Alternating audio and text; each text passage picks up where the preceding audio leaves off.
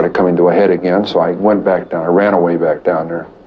And then a month later, I'm up living with my grandparents in the mountains, and 10 months later, I murdered them. It made it worse to be on top of a mountain. I was literally on top of a mountain when it happened. And I sensed everybody in the world just stopping what they were doing, turning around, saw what I did, and are coming to get me. And I knew I was paranoid at that moment. I knew anybody that came up there and gave me a funny look or a fishy eye or quizzical look, I'd have blown their brains out thinking they were coming to get me. And if it had been in a city, I would have been a mass murderer at age 15.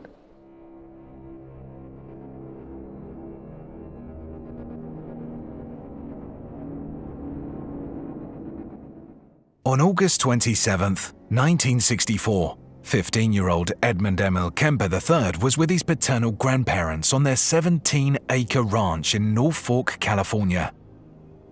He'd gone there during the previous Christmas holidays, remaining for the rest of that school year before returning to his mother, and was now back. He wasn't happy about that. Already 6'4" and socially awkward, he was an intimidating figure, and people tended to shunt him from one place to another. He'd grown frustrated and angry and later described himself as a walking time bomb, if only someone had known then how to diffuse his rage. Instead, the people around him seemed to ensure that it would grow worse. I'm saying I'd wanted to kill my mother since I was 8 years old, and I'm not proud of that. It started with surrogates at a non-human level. Physical objects, my possessions, other people's, destruction of things that are cared about, and then destruction of things that are living on a lower level, small animals, insects, animals, and then finally people. Kemper disliked how his mother treated him, and his grandmother was just as bad. They were always pushing him around and telling him what to do. According to his own statements, he harbored fantasies of killing and mutilating them, and not just them. As a child, writes psychiatrist Donald Lundy in Murder and Madness, Kemper wished that everyone else in the world would die, and he envisioned killing many of them himself. He had also indulged in tormenting cats. He buried one alive, then dug it up, cut off its head, and stuck the head on a stick. That August afternoon, he argued in the kitchen with his 66-year-old grandmother Maud. Lundy, who interviewed him at length years later, says that he displaced his anger at his mother onto Maud, so it did not take much to make him react. Enraged, Kemper grabbed a rifle, and when she warned him not to shoot the birds, he turned and shot her instead. He hit her in the head, writes Margaret Cheney in Why, the Serial Killer in America, killing her, then shooting her twice in the back. Lundy says that he also stabbed her repeatedly with a kitchen knife, and David K. Frazier writes in Murder Cases on the 20th Century that it was 3 times in the back. So his first killing, if this account is correct, was impulsive. More a thoughtless act than a planned predatory incident. But then, he had to do something to hide it from his grandfather. He was a big kid for his age, the product of a 6-foot mother and a father who was 6'8", so he did not have much difficulty dragging his grandmother's corpse into the bedroom. But then his grandfather, also named Edmund, drove up. The man was 72, and it was he who had given the boy the .22 caliber rifle the previous Christmas. Young Edmund heard his car outside. He went to the window and made the decision to finish the job he'd begun. As the elderly man got out of the car, Kemper raised the rifle and shot him as well. Cheney says that he then hid the body in the garage. In his way, writes Lundy, he had avenged the rejection of both his father and his mother. Not knowing what else to do, he called his mother in Montana and told her what he had done. Clarnell urged him to call the police, and no doubt she was thinking of the dire warning that Cheney says she had given Edmund's biological father, whose parents were now dead. She had told him not to be surprised if the boy killed them one day. Kemper called the police, and they came to the ranch to take him into custody. He was waiting calmly on the porch for them. They placed him with the California Youth Authority, and in an interview, the police later reported he said he had shot Grandma to see what it felt like. That comment would become the quote most often associated with him, used to show how cold-blooded he was at such a young age. Yet another reading of it indicates that he was merely stating the end result of his frustration with the woman. He explained that he killed his grandfather to spare him having to find Maud dead, murdered by her grandson. At the time, it seemed incomprehensible to the California system that a child could do such a thing. He was sent for psychiatric testing and diagnosed as having paranoid schizophrenia. He was also found to have near-genius IQ. Instead of staying at a facility operated by the Youth Authority, he ended up at the secure Atascadero State Hospital for the criminally insane, and because he was so intelligent and astute, he was allowed access to some of the assessment devices, even to administer them at times. According to John Douglas in Mindhunter, Frazier says that while in the hospital, Kemper actually memorized the responses to 28 different assessment instruments, providing himself with the proper tools to convince those doctors who evaluated him that he would be safe to release upon his 21st birthday. With his mother's help, he achieved this. The most comprehensive sources on Kemper's case come from people who wrote during the 1970s, immediately after his trial, including psychiatrist Donald Lundy and authors Ward Damio and Margaret Cheney, who had access to transcripts of what she called his compulsive confessing. Kemper also did an interview in 1978, which ended up on Court TV's Mugshots program. Others included former FBI profilers Robert R. Ressler and John Douglas, who interviewed him at length and discussed their encounters with him in their respective books. While self-report is generally suspect, what Kemper has to say about himself and his background is revealing. Accounts of him generally emphasizing his huge size, 6'9" and nearly 300 pounds, but the manner in which he thinks and speaks is more interesting. Kemper's string of crimes was the third for San Jose, California since 1970, so it's instructive to look at the first two briefly to understand the climate of fear that hovered over the area upon his arrest. Just after he came out of Atascadero, the town that would become his new home made national headlines. The beach town of Santa Cruz lies south of San Francisco on the Pacific coast, surrounded by mountains, ocean, and towering redwood trees.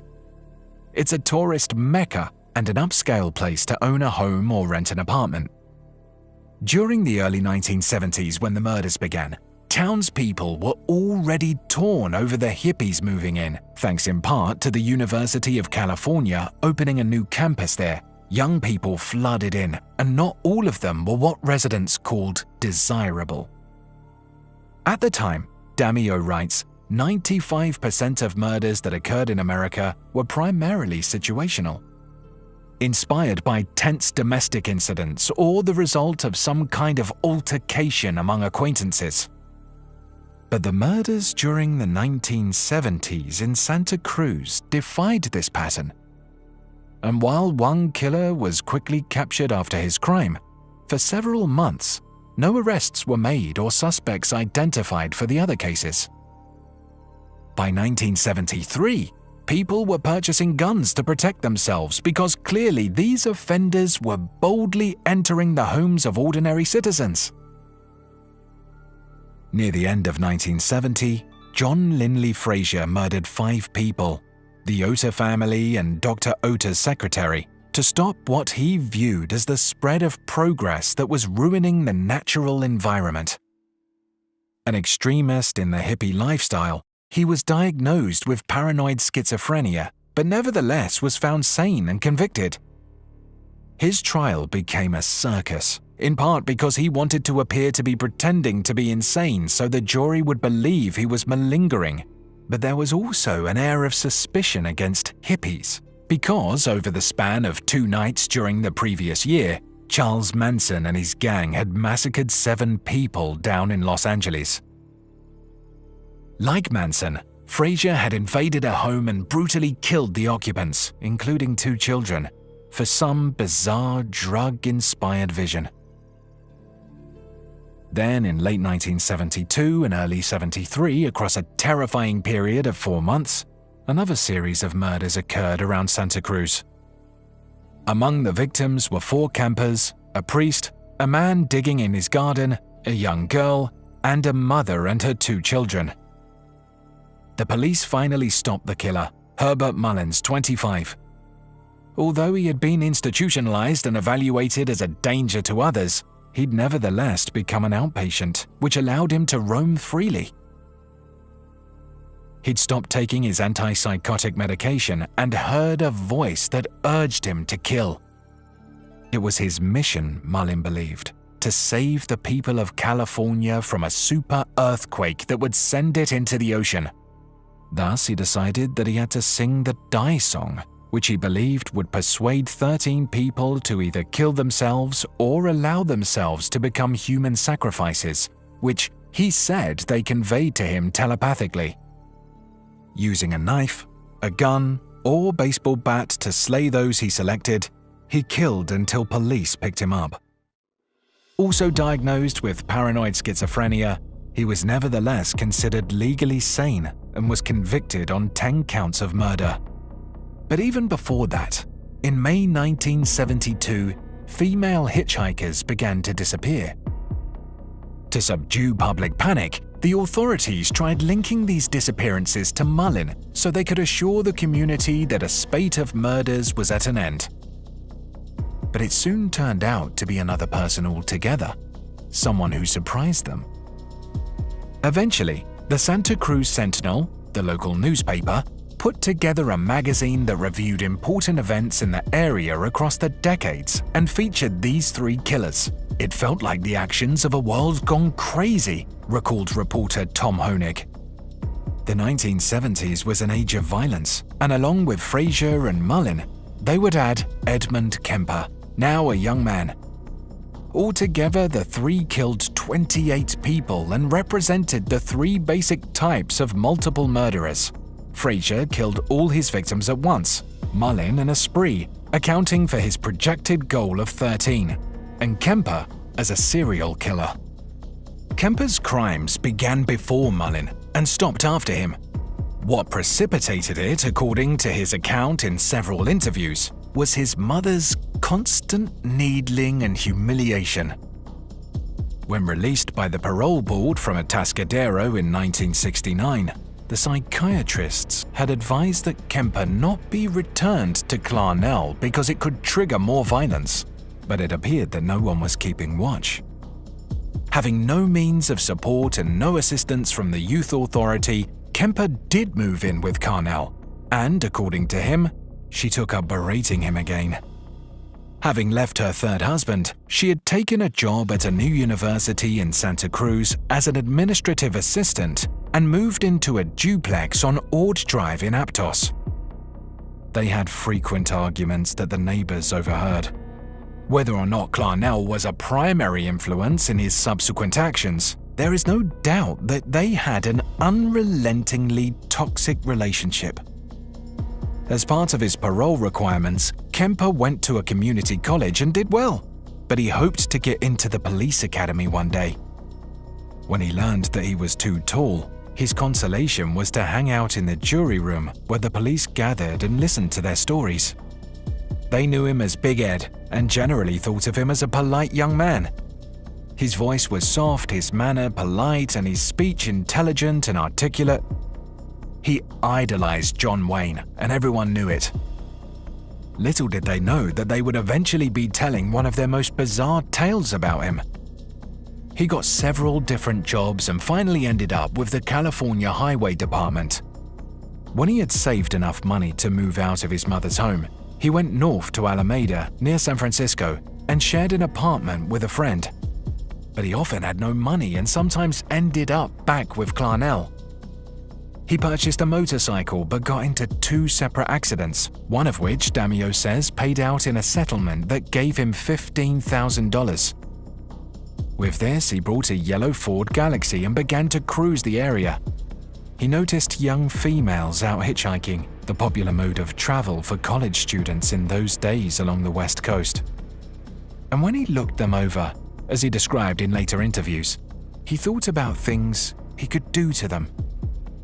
Quietly, he prepared his car for what he had in mind, placing plastic bags, knives, a blanket, and handcuffs that he had acquired into the trunk. He had only to await an opportunity. I need to be able to really communicate, and ironically enough, that's why I began picking people up. And I'm picking up young women, and I'm going a little bit farther each time. It's a daring kind of a thing. At first there wasn't a gun.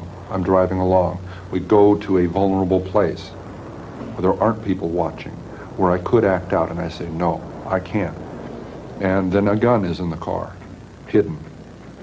And this craving, this awful, raging, eating feeling inside. I could feel it consuming my insides, this fantastic passion. It was overwhelming me. It was like drugs. It was like alcohol. A little isn't enough. At first it is. And as you adjust to that psychologically and physically, you take more and more and more. It's the same process. So it finally came down to the thing of, do I dare bring this gun out? Already realizing if that gun comes out, something has to happen. For a period of time, he picked up girls and let them go. By his estimation, he picked up around 150 hitchhikers, any of whom might have been chosen for his plan. Finally, he felt the urgent inner drive of what he called his little Zapples. And he acted. On May 7, 1972, as people were still troubled by the conclusion of the Frazier trial less than 6 months before, Marianne Pesca and Anita Luchassa hitchhiked from Fresno State College to meet friends at Stanford University. Damio, Newton, and Frazier laid out the events chronologically. When the girls failed to arrive at their destination, their families contacted the police. But runaways were all too frequent during those days, and the girls had left behind no clues as to where they had gone, so there was little that the authorities could do. Then, on August 15th, the remains of a female head were recovered from an area in the mountains and identified as that of Pesca. No other remains were found, but it was assumed that both girls had met with foul play and were dead. On September 14th, dance student Aiko Koo disappeared while hitching from Berkeley. On October 13th, Mullin's series of murders began to catch people's attention, but then, early in 1973, 18-year-old Cindy Shull disappeared while traveling to class at Cabrillo Community College. She was hitchhiking and had stopped off at a friend's house. Someone saw her get a ride and then she was gone. Less than 2 days later, dismembered arms and legs were found on a cliff overlooking the Pacific Ocean. Then an upper torso washed ashore, which was identified via lung x-rays as Shull's. Eventually, a lower torso came in. A surfer also found her left hand, which offered fingerprints, but her head and right hand remained missing. The papers began talking about the chopper and the butcher. Then, on January 25th, 2 local families were shot to death in their homes. The Santa Cruz area was in a panic, and soon 4 young men who were camping were all shot at close range in the head. 2 more girls out hitchhiking disappeared on February the 5th, Rosalind Thorpe and Alice Liu. There were no leads whatsoever in their disappearances. Then on February 13th, a witness called the police after another shooting of a man in his garden. In short order, they arrested Herbert Mullin. He was tied to most of the shootings, but not to the murders of Sidney Shull or Marianne Pesca, or the disappearance of the other hitchhikers. Kidnapping and dismemberment were not part of his MO.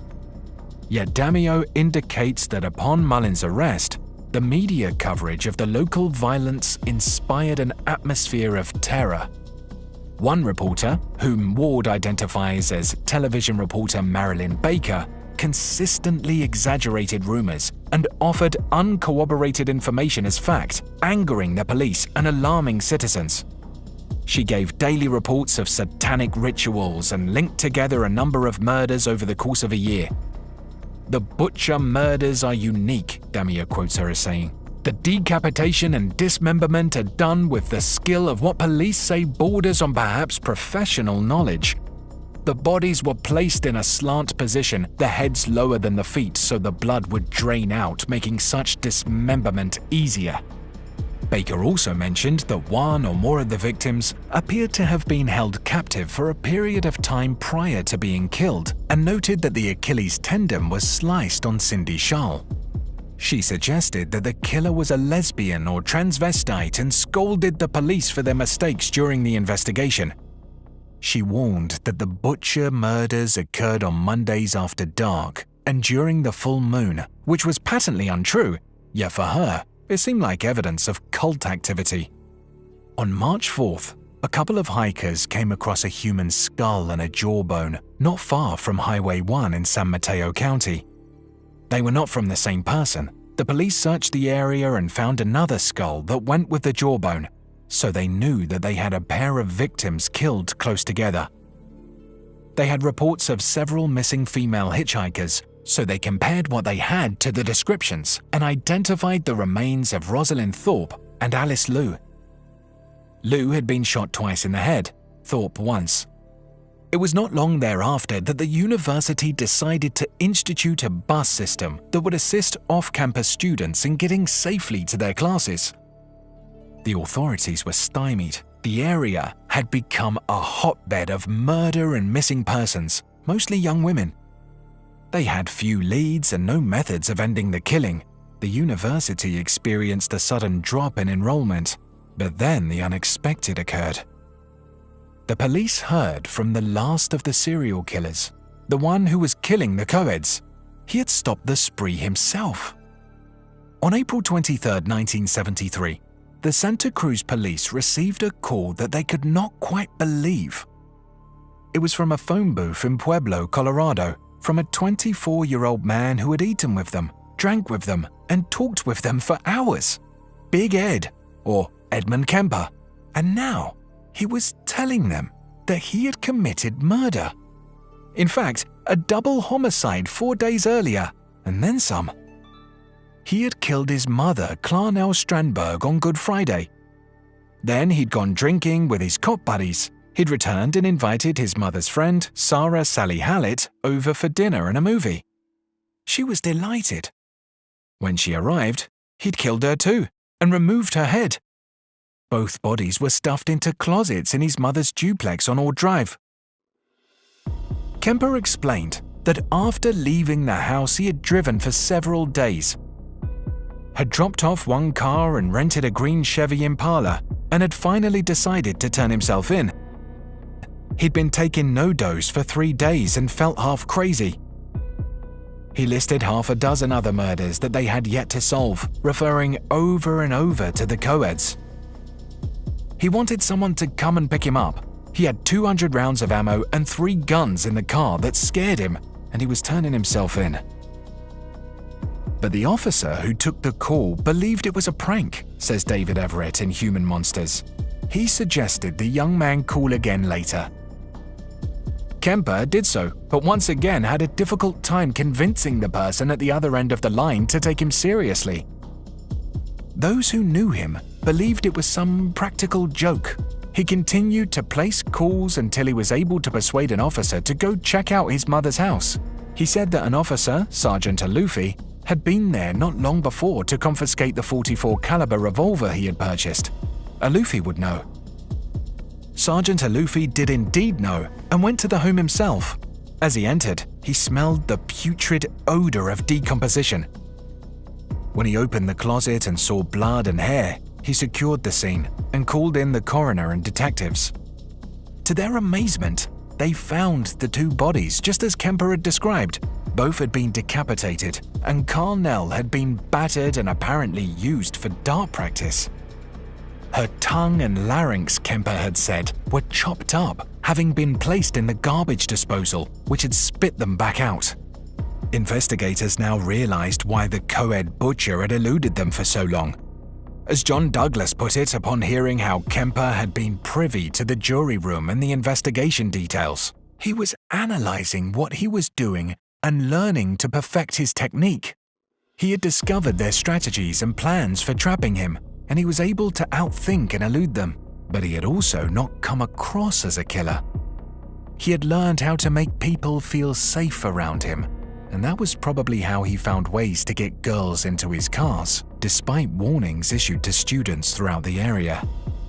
DA Peter Chang and a party of detectives traveled across 3 states to pick Kemper up from detention where local police had placed him, and they found him waiting calmly for him. He seemed to know that he was dangerous and unable to control himself, and understood that he needed to be locked up. He was willing to talk and twice waived his right to an attorney, though he would later say that he'd asked for a lawyer. The story that unfolded was as bizarre as any that they had yet heard. He went on for hours confessing everything that he had done to the 6 co-eds, his mother and her friend. Adding these to the murders of his grandparents years earlier, he had committed 10 murders in all.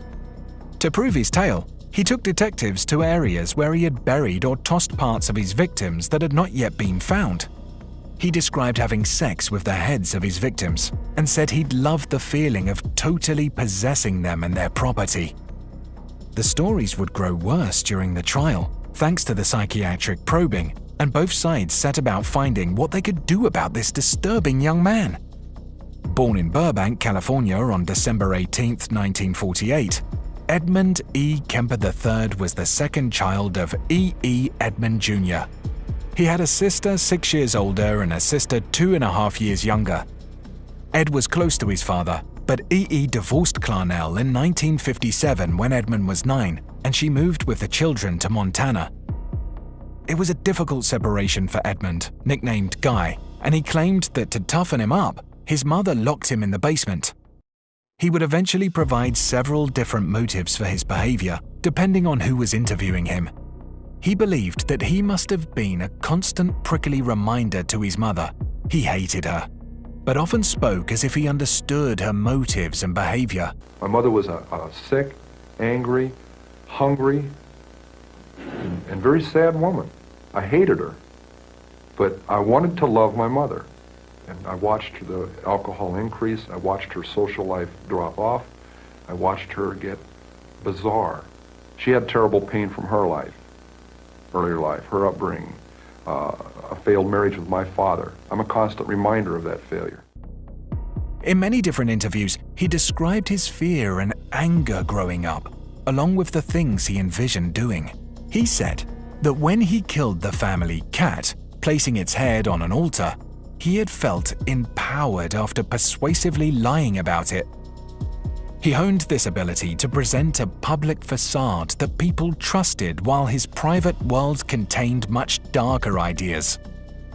Everett indicates that by the time he was 10, he was already thinking about females in sexual terms. He was also developing a violent inner world. When I was in school, Kemper said in a taped interview, I was called a chronic daydreamer, and I saw a counselor twice during junior high and high school, and that was very routine. They didn't ask me a lot of questions about myself, and that was probably the most violent fantasy time I was off into. Stories from his sisters involve disconcerting memories. One goaded him to kiss a teacher, says Fraser, and he apparently said that if he did, he'd then have to kill her. His younger sister recalled that he often cut off the heads of her dolls. His mother apparently relegated him to the basement to keep him away from the girls because she did not trust him. Her instincts were apparently right. Kemper has said, I lived as an ordinary person most of my life, even though I was living a parallel and increasingly violent other life. I lived as an ordinary person most of my life, even though I was living a parallel and increasingly sick life, other life. When he was 13, Kemper slaughtered his own pet cat with a machete and stuffed the remains in his closet, which his mother found. Cheney offers gruesome details of this episode from Kemper's descriptions. Kemper also ran away from home that year to go live with his father. He was certain it would be a better life for him. But after he arrived, he eventually learned that his father, who had remarried and had another son, was not quite as happy to see him as he'd hoped. E.E. welcomed him for a while, but then sent him back to Montana. But Clarnell, too, was unwilling to have him because she was planning to marry her third husband, and this overgrown adolescent was a handful. Her solution was to pack Ed up and send him to his father's parents' ranch in California. On mugshots, Kemper says that his father actually sent him there, and Frazier indicates that Kemper ran away twice, and the second time, he ended up with his grandparents. "I went to live with Dad," he says, "and he sends me up to Grandma. Now she's going to undo all the terrible things my mother did to me. I'm going to be a showpiece. She's going to show the world that my mother was a lousy parent. I'm going to be a pawn in this little game." The experience was unpleasant for him. Ultimately, it was here with Maud and Edmund Kemper Sr. that Edmund began his career in murder. Once he got out of the psychiatric hospital, he set his sights on becoming a police officer. Lundy points out that there were no psychologists or psychiatrists on the parole board that released him, and no follow-up psychiatric care. He was disappointed and unable to find appropriate alternative employment. Although he shared an apartment with a friend, he was afraid he might end up living with his mother. In fact, he did, and that proved the undoing of them both. As Clarnell had done with her 3 ex-husbands, she attacked Edmund on many occasions, aiming at his manhood and sense of worth. Although he wanted to socialize, she refused to introduce him to women on campus. "She's holding up these girls who said they were too good for me to get to know," he recalled. She would say, "You're just like your father. You don't deserve to get to know them." This kind of talk infuriated him, and he went out to cruise for the girls that he couldn't have. He knew a way to get them on his terms. I always did love as a kid to drive. I started driving when I was 10 or 12 years old, but I got a license when I was 15 up in Montana, and then I got locked up, and then here in California, and I got out, got a license, and I just started driving. And that was my main hobby, I'd say. And I saw a lot of people out hitchhiking, and I didn't select girls to pick up. I picked up anybody who wanted a ride. And over that whole 3-year period, it was the same way. If someone needed a ride, I picked them up, unless specifically I was looking for someone to do in. All that driving around, it wasn't rehearsing. I made a game out of driving around, picking people up, and later on I discerned that some people wouldn't get in my car because of the situation. I'm a young man by myself, it's unsafe. So I thought, well, gee, that kind of put me off. I'm not doing anything to anybody, so I want to see if I can change that situation where they'll want to get in and I can take them where they're going. Because I know I'm not going to do anything. And I got to where I could diffuse that situation. It's how you're looking. If you look, oh boy, I already start cranking the car over there. They're not going to get in your car because they can see you from half a block away drooling. But if you look at your watch and say, geez, I don't know if I have enough time, and you're kind of in the mirror and looking around, and you pull over, this guy's just a businessman going somewhere, and get in his car, we'll go where we're going. And it's little games I played so they'd get in the car. And then we chatted, and I talked about things, and I found out where their orientations were and their little, what they used to judge and who could get in and who they could get in with and who they couldn't, right? In that sense, it's been interpreted as what do you call it, rehearsing. It's not true. It's like playing chess and then turning it into something ugly. Kemper had picked up many hitchhikers. "I'm picking up young women," he said in the interview shown on mugshots, "and I'm going a little bit further each time. It's a daring kind of thing. First, there wasn't a gun. I'm driving along, we go to a vulnerable place where there aren't people watching, where I could act out. And I say, no, I can't. And then a gun is in the car, hidden. And this craving, this awful, raging, eating feeling inside, this fantastic passion. It was overwhelming me. It was like drugs. It was like alcohol. A little isn't enough." The experience changed for him on May 7, 1972. Even before Mullen began his reign of terror in the area, Kemper decided to make his move. It was stupid for anyone to hitchhike, he said. But to these people who thought it was fun and exciting, maybe even a little daring, it is as if they're dead. He got insights and tidbits from reading police novels. For example, he learned how to keep the car door locked once the girls were inside. He also knew how to give them the impression that they were safe with him. Clarnell had acquired a university sticker for Kemper's Ford, which made it easy for him to go in and out of the campus without raising suspicion. It should be noted that co-workers at the university found Clarnell charming and easy to get along with, which differed from Edmund's version. She did give him assistance and allowed him to live with her. On this day, Kemper picked up two 18-year-old college students out hitchhiking, Mary Ann Pesky and Anita Lucchesa. He wanted to have non-consensual sex with them, but decided on murder to leave no witnesses. It was the first time I went looking for someone to kill, and it's two people, not one, and they're dead. Very naive too, painfully naive, and that they thought they were streetwise. In fact, they were quite grateful for the ride. It wasn't far to Stanford, perhaps an hour, so Kemper was willing to take them all the way. They couldn't believe their luck, but their glee soon turned to terror. Kemper drove off the highway and came to rest on a dirt road. The girls sensed that something was amiss. As if to intensify his own game, he told them that he intended to have non-consensual sex with them, and that he was going to take them to his apartment, although he had learned from listening to the stories of rapists in Atascadero that it was better to leave no witnesses. Handcuffing Pesky to the back seat, he forced Lucchesa into the trunk of the car. Then, he tried unsuccessfully to smother Pesky and stab her. The knife blade hit her backbone and would not enter, but she felt the pain and put up a tremendous struggle. She also bit through the bag that he had placed over her head. Finally, he slit her throat and killed her. He then turned his attention to Lucchesa and killed her as well, though it was an ordeal he hadn't expected. Now he had two corpses all to himself, and he was nearly caught. As the police learned during his confession, as he drove toward Alameda, he was stopped by a broken taillight. He maintained a calm, polite attitude and got off with a mere warning. During the entire encounter, Kemper later said he was excited. Had the officer decided to do a routine check and look into the trunk, Kemper would have killed him on the spot. In Alameda, his roommate was out, so he knew he could work on the bodies there without being disturbed. Wrapping them in blankets, he placed them in the trunk of his car and drove to his apartment. There, he brought the bodies inside and laid them on the floor. His own confessions provide the details. He took them into his own bedroom, where he photographed them. As he removed parts of them, he took more photographs and paused from time to time to savor the erotic moments of possessing them so completely. He said that he also engaged in sexual acts with the severed parts. Placing Pesky's parts in a bag, he left them in a shallow grave in the mountains, making sure to remember the place for later visits.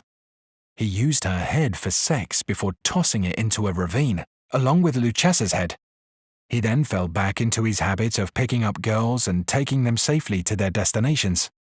He would even talk to his riders about the man who was killing female hitchhikers, all the while evaluating each as a potential victim. When someone put their hand on my car door handle, they were giving me their life. He continued with this activity until September 14, 1972.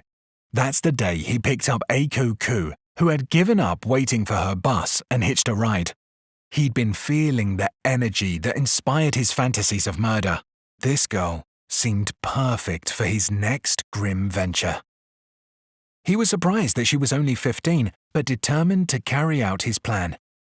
About that encounter, Kemper said, "I pulled the gun out to show her I had it. She was freaking out. Then I put the gun away, and that had more of an effect than pulling it out. He had got out of the car, locking himself out, which gave her an advantage, but she was too scared to pick up his gun. She could have reached over and grabbed the gun," he said later. "But I think she never gave it a thought. Instead, she unlocked the door and let him back in." One victim let me back in the car. I locked myself out. She opened the door for me. My gun was under the seat. What in the hell am I doing telling you that? Am I a masochist? Am I looking to be tormented further? I'm trying to show you just how awful this got, how commanding these rages got. He pinched her nostrils to force her to black out, says Fraser, and had non-consensual sex with her. Then he strangled her until she was dead and rode around with her body in the trunk of his car. He had a few drinks before taking her home to dismember and dissect her in the same manner he had done with his first two victims. Once he had tasted this power over women, he knew it was only a matter of time before he'd want it again. But first, he had to prepare to convince the psychiatrists who were monitoring his case that he was cured. The day after he killed Eiko Ku, Kemper went before a panel of psychiatrists as a follow-up requirement for parole. He'd done well in school, he tried finding a job, and as far as anyone knew, he had stayed out of trouble. He knew what they wanted to hear and he put on his best act. The first doctor talked with him for a while and indicated that he saw no reason to consider Kemper a danger to anyone. The second one actually used the words normal and safe, according to Cheney. Both recommended the sealing of his juvenile records as a way to help him become a better citizen. Yet even as the two psychiatrists congratulated themselves on being part of a system that rehabilitated a child killer, Kemper delighted in his secret. Damio writes that not only had he killed a girl the day before the analysis, but he had her head in the trunk of his car outside, which Kemper disputes. Once again, he was in the game. He had succeeded at convincing the learned professionals that he was something other than he really was, and they had wrongly inferred that he was no longer a danger. The judge did not agree but had no grounds to deny the request to seal the records. Thus, 8 years after he had killed his grandparents, Kemper gained his freedom. As he drove away with a clean bill of mental health, he felt pleased. Now he was free to continue with his experiments.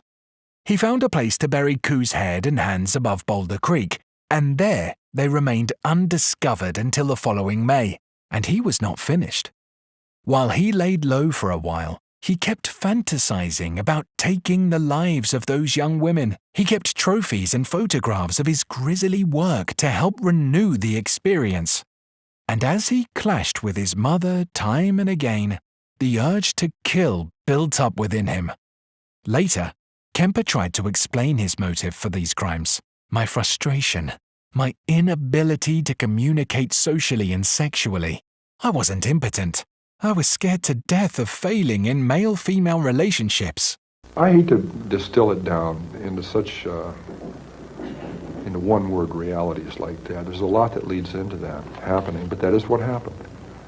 They represented not what my mother was, but what she liked, what she coveted, what was important to her, and I was destroying it. Why did you actually kill the girls? My frustration, my inability to communicate socially, sexually. I wasn't impotent, but emotionally I was impotent. I was scared to death of failing in male-female relationships. I knew absolutely nothing about that whole area, even if just sitting down and talking with a young lady. My first date was an absolute disaster. It wasn't her fault, you know, and I didn't blame her even then. I'm saying it was a terrible tragedy, but boy, she didn't ever talk to me again. It was awful.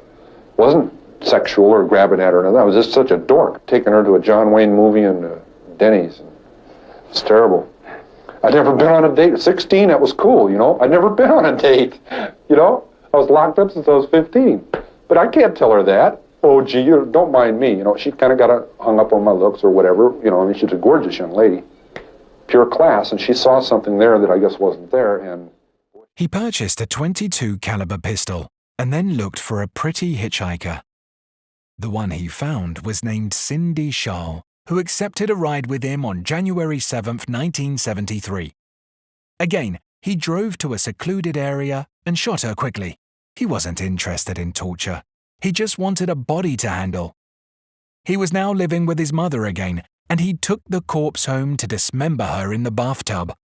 He kept her overnight in his room and then beheaded her, burying her in the backyard. He threw the body parts over a cliff, but they quickly washed up onto the beach. Still, he knew that they could not tie it to him. He'd removed the bullet from the head, and he was right. No one suspected him. On February 5th, after a horrendous argument with his mother, Kemper went out again. That's when Rosalind Thorpe and Allison Liu disappeared from campus. He picked up Rosalind first, and her presence in the car apparently reassured Allison, who willingly got in. Miss Liu was sitting in the back right behind Miss Thorpe, Kemper recalled. I went on downways and slowed down. I remarked on the beautiful view. I hesitated for several seconds. I had been moving my pistol from down below my leg in my lap. I picked it up and pulled the trigger. As I fired, she fell against the window. Miss Lou panicked. I had to fire through her hands. She was moving around, and I missed twice. He hit her in the temple, and he aimed again and fired. But she was still alive as he approached the university gate. This part of the story varies according to different accounts. One account indicates that she was already dead, but another describes her breathing loudly and moaning. 2 young men were at the security gate, but when they saw Kemper's university sticker, they waved him through. The 2 women were wrapped in blankets, and one of them was in the front passenger seat. He told some interviewers later that he explained to the guard that these girls were drunk and he was trying to get them back to their dorms. The guard apparently accepted the story, and Kemper decided that he was as good as invisible. It was getting easier to do. I was getting better at it. He took the girls' bodies to his mother's home and dismembered and beheaded them with his mother nearby and neighbors around. Another account says that he beheaded them outside in the car, then took one headless corpse inside to have sex. He was aware that a neighbor only had to walk by and look in the window and see what he was doing in order to catch him, but no one did. The next morning, he deposited the limbs in the ocean and around the hills, tossing the heads away separately. His 4th episode of killing had been successfully completed. It would not be long before he vented his rage closer to home. After killing 6 young women, the 6'9" giant turned his anger against his ultimate target, his mother. Whilst most experts later claimed that his killing was really about symbolic rehearsal for killing his mother, and once he'd dispatched her, he no longer needed to kill, Kemper's explanation is quite different. He indicated in an interview that he had sensed the cops closing in after Sergeant Alufi had paid him a call about his gun, and he wanted to spare his mother the embarrassment of learning that he was the co-ed butcher. However, his treatment of her corpse tells another story. Kemper also said that he feared that his mother had found the items he had taken from the women he'd killed. He wondered if he should flee or kill her. "I can't get away from her. She knows all my buttons and I dance like a puppet." He knew that he would now kill her, but he waited for the opportune moment. It was springtime. It was April. And for 2 months I hadn't killed. And I said, it's not going to happen to any more girls. It's got to stay between me and my mother. And I can't get away from her. We're still fighting. She's still belittling me. I'm like a puppet on a string, and I entertain her. She knows all my buttons, and I dance like a puppet with that pain. And it had even gotten physical, to where I had physically grabbed her and thrown her onto her bed, trying to emphasize a point that I was threatening to kill her.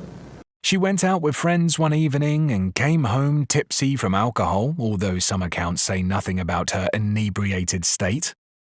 Kemper went into her room, and, according to him, she said, "I suppose you want to talk now?" He told her no. In his 1978 interview, he said he then started to cry and put his hand to his mouth. It was the first time he had broken his composure.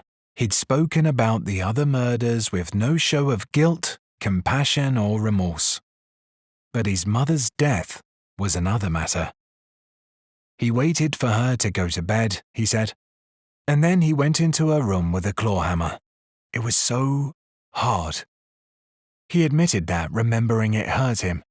"I cut off her head, and I humiliated her, of course. She was dead because of the way she raised her son." But later, he said he'd wished she'd stayed up and talked to him. He put her head on the mantel and said what he wanted to say. He also threw darts. For the first time, she did not argue with him. That felt satisfying, but he also knew it was over for him.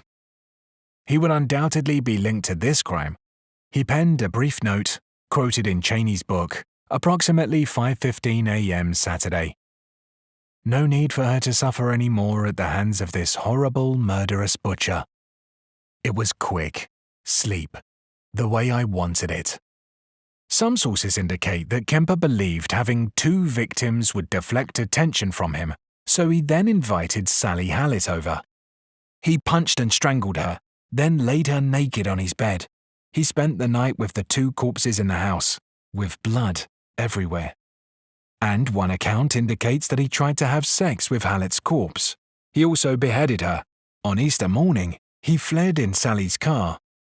As he drove, he turned on the radio hoping to hear on the news that someone had discovered the bodies. Yet there were no news flashes. That disappointed him.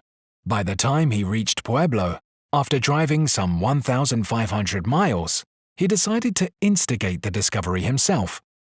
Stopping at a phone booth, he called the police. Kemper made it easy for the cops. He showed them where he had buried the head of Cynthia Schall in his mother's backyard, saying he had placed it there so he could take satisfaction in knowing, according to one detective, she was on his property, looking toward the sky. As they drove, he described each murder in minute detail and showed them where he had deposited each victim's remains. Edmund Kemper was indicted on 8 counts of first-degree murder on May 7, 1973.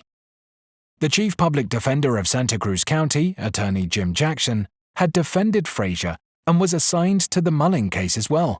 He now also took on Kemper's defense, which he offered as an insanity plea. He had his hands full, especially because Kemper's detailed confession, San's attorney, had robbed him of any strategy except an insanity defense. But it would not be easy since Kemper was so articulate and clear in the way he had planned and prepared for his fatal encounters. Nevertheless, he had once been diagnosed as psychotic, and despite the psychiatric records that pronounced him sane, he clearly had not been cured. For Jackson, there was hope that this defense would work. While awaiting trial, Kemper tried twice to commit suicide by slashing his wrists. He failed both times. The trial began on October 23, 1973, and 3 prosecution psychiatrists found him to be sane. Dr. Joel Fort had looked at Kemper's juvenile records to examine the diagnosis that he was then psychotic. He interviewed Kemper at length, including under truth serum, and told the court that Kemper had probably engaged in acts of cannibalism. He apparently cooked and ate parts of the girl's flesh after dismembering them. Nevertheless, Fort decided that he had known what he was doing in each incident, was thrilled by the notoriety of being a mass murderer, and had been entirely aware that it was wrong. That was good enough to find him sane. California relied on the McNaughton standard for sanity that was used throughout most of the country. According to the wording, this standard held that the defendant might be found insane if, by reason of a disease or defect, he did not know what he was doing was wrong. Kemper clearly did know that his acts of murder were wrong. He had also shown clear evidence of premeditation and planning. One defense psychiatrist was willing to testify to insanity based on the product standard, which allows someone to say that the crime is the product of a diseased mind. A subtle difference, but that was not within the state's definition. Kemper's younger sister described the strange acts she had seen her brother do, trying hard to show that he was abnormal, while Jackson fought valiantly through cross-examination to get the prosecution's experts to admit that many of the things Kemper had done with the victims were clearly aberrant. They did, but generally stuck with their original evaluation. They also questioned the Atascadero staff's diagnosis of Kemper when he was 15. Having a lively fantasy world was not necessarily psychotic. Kemper himself took the stand on November 1st. What the jury thought of this man who had so easily killed is not on record. They had heard large portions of his detailed confession and already knew what he had to say for himself. He discussed what he knew about his mental state and tried to convince the jury that his need to possess a woman and his acts of necrophilia were clear indications of an unstable state of mind. He had already told his interrogators that he'd felt remorse and that he'd taken to drinking more and more to relieve the pressure. But he had also described the sexual thrill he had achieved from removing someone's head and had said that killing was a narcotic to him. He also described the feeling he had that 2 beings inhabited his body, and when his killer personality took over, it was kind of like blacking out. He indicated that the same thing had happened when he shot his grandmother. The trial lasted less than 3 weeks. How many of his outrageous admissions were actually true is anyone's guess. While Kemper had admitted to cannibalism during Dr. Fort's analysis, he recanted that later, claiming it was meant for an insanity defense. On November 8th, the 6-man, 6-woman jury deliberated for 5 hours, says Fraser, before finding Kemper sane and guilty of 8 counts of first-degree murder. Although Kemper hoped to receive the death penalty, he was convicted during a time when the Supreme Court had placed a moratorium on capital punishment, and all death sentences were commuted to life imprisonment. The death penalty became applicable only to crimes committed after January 1, 1974. Everett says that the judge asked him what he thought his punishment should be. It wasn't difficult for him to come up with something, as he'd been thinking about this moment since childhood. He told the judge that he believed he ought to be tortured to death. No such luck. Instead, he was sentenced to life imprisonment, sent first to the California Medical Facility State Prison at Vacaville, north of San Francisco for observation, writes Cheney. He ended up at the maximum security prison at Folsom. At one point, he requested psychosurgery, which involved inserting a probe into his brain to kill brain tissue and potentially cure him of his compulsive sexual aggression.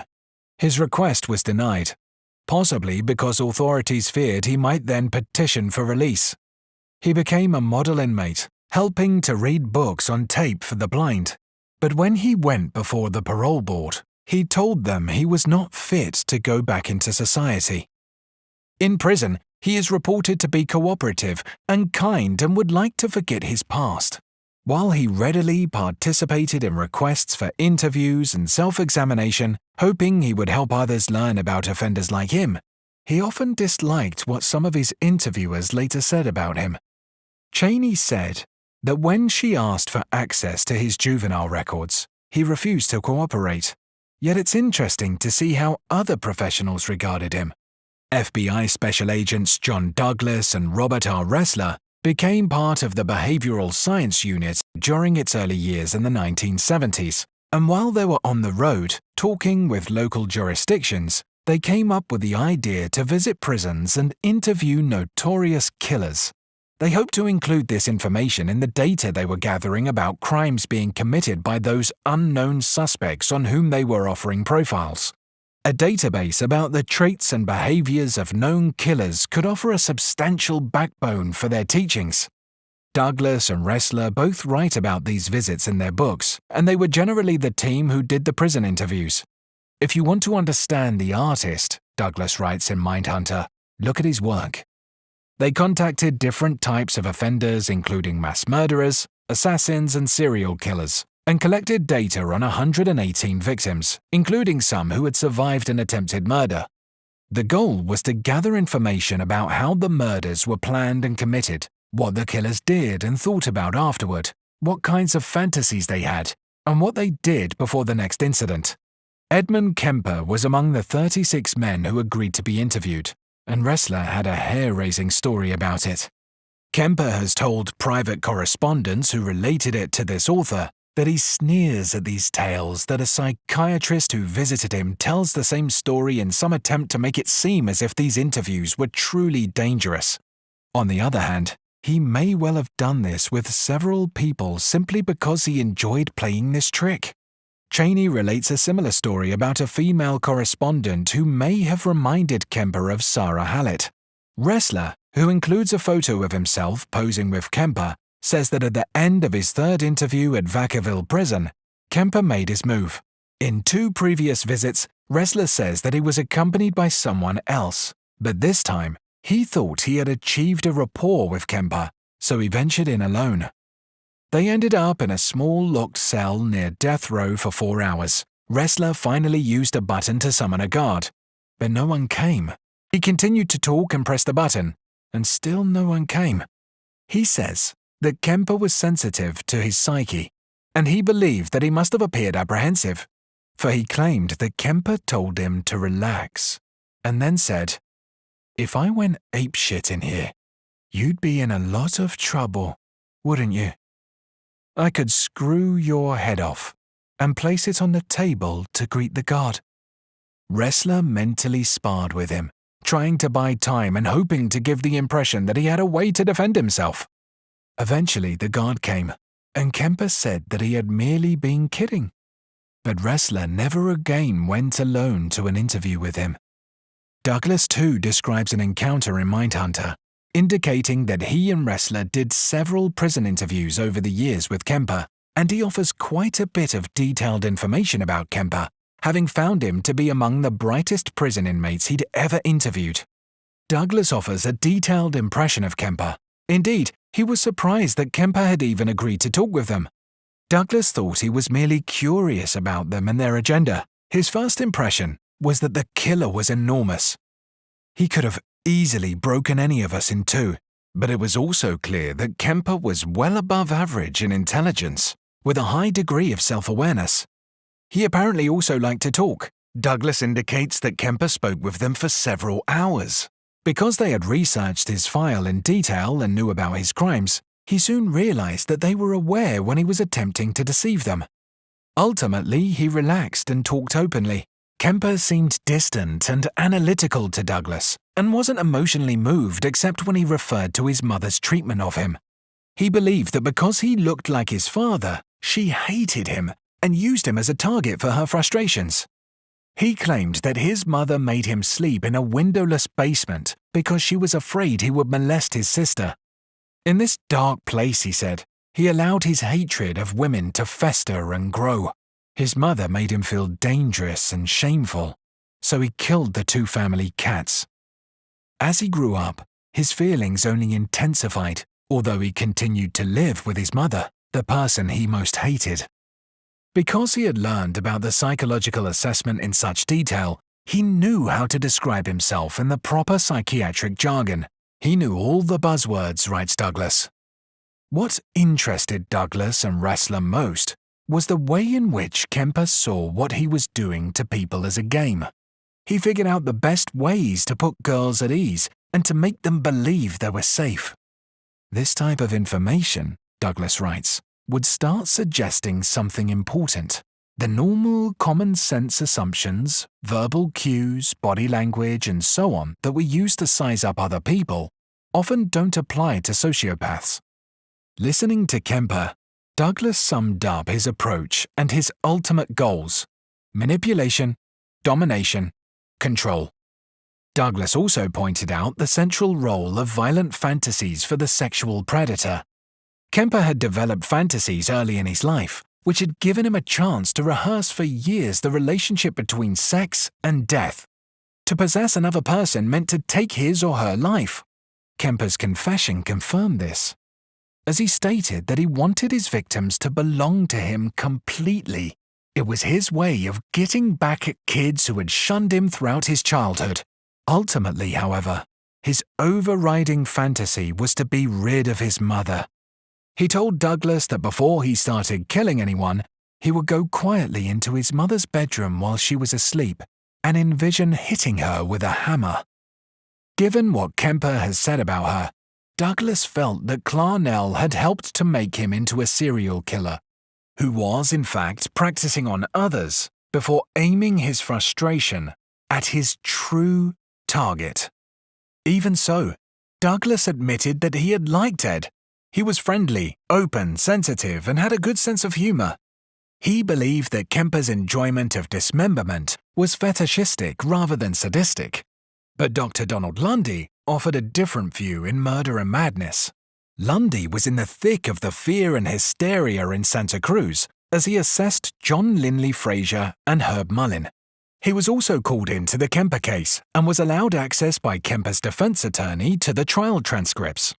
To Lundy, Kemper, unlike Mullin or Frazier, seemed like a man who had complete awareness of what he was doing and had fully relished its perversion. He believed that Kemper's sexual aggression stemmed from childhood anger and violent fantasies. Lundy found Kemper's ambivalent relationship with his mother to be common among sexual sadists, and they generally bring the killing of their mother into their fantasy world. The act of killing becomes a powerful aspect of sexual arousal. Kemper's anger began early, Lundy writes, when he was separated from his father. He laid the full blame for that on his mother, although she had expressed concern about the lack of a father figure in his life. Lundy also recorded incidents remembered by Kemper's younger sister. He would stage his own execution in the form of a childhood game, in which he had her lead him to a chair, blindfold him, and pull an imaginary lever, after which he would writhe about as if dying in a gas chamber. Kemper had told Lundy about his strong interest in weapons and his desire to kill women. Instead, he killed cats. He also imagined such things as killing everyone in town and having sexual relations with corpses. While he apparently longed for a relationship with a female, he felt so inadequate that he decided he could only engage in one form of activity with them: killing them. He would also have sex with the corpses. Lundy lamented the fact that the years Kemper had spent in a psychiatric institution as a boy had failed to prevent him from becoming such a violent and dangerous person.